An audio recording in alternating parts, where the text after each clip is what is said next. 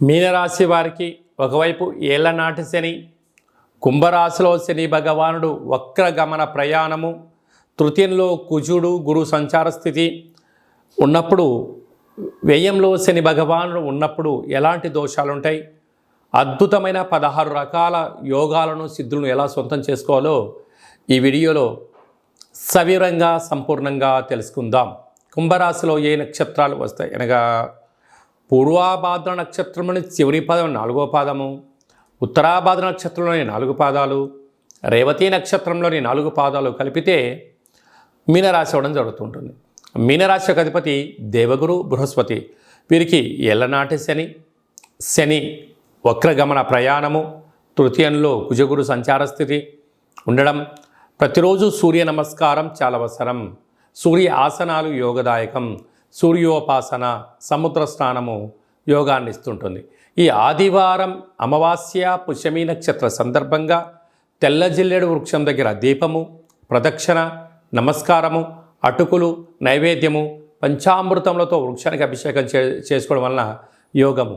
ఓపిక కలిగింది ఆ లోపల ఉండబడే వినాయకుడి యొక్క స్వరూపకల వేరును బయటికి తీసి పంచామృతములతో అభిషేకం చేసుకొని పూజా మందిరంలో పెట్టుకొని తాంత్రిక సిద్ధి కలిగినటువంటి శ్వేతార్క లక్ష్మీ గణపతి కాళభైరవ హోమాన్ని చేసి ఇంట్లో పెట్టుకోవడం వలన ఆరోగ్య సిద్ధి, ఆనంద సిద్ధి, ఐశ్వర్య సిద్ధి, వాహన సిద్ధి, యోగ సిద్ధి, విదేశాన సిద్ధి, అమృత సిద్ధి, కలశ సిద్ధి, కనక సిద్ధి అని చెప్పి 16 రకాల సిద్ధులు మీనరాశి వారి సొంతమైతే అని చెప్పి గమనించాలి.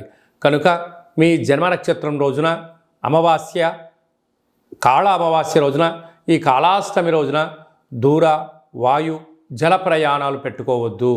రాతకోతలు, క్రయ విక్రయాలు అనుకూలించవు. యంత్రాలతో, ఆయుధాలతో, మాటలతో దయచేసి చెలగాటం ఆడవద్దు. వీలైనంత వరకు మౌనం, ధ్యానం, దానం, పక్షులకు, కాకులకు ఆహారాన్ని ఏర్పాటు చేయడం వల్ల శ్రీరామరక్ష, కుక్కలకు ఆహారాన్ని ఏర్పాటు చేయడం వల్ల రుణ సమస్యలు, రోగ సమస్యలు, శత్రు సమస్యలు తొలగిపోతాయని చెప్పి గమనించాలి.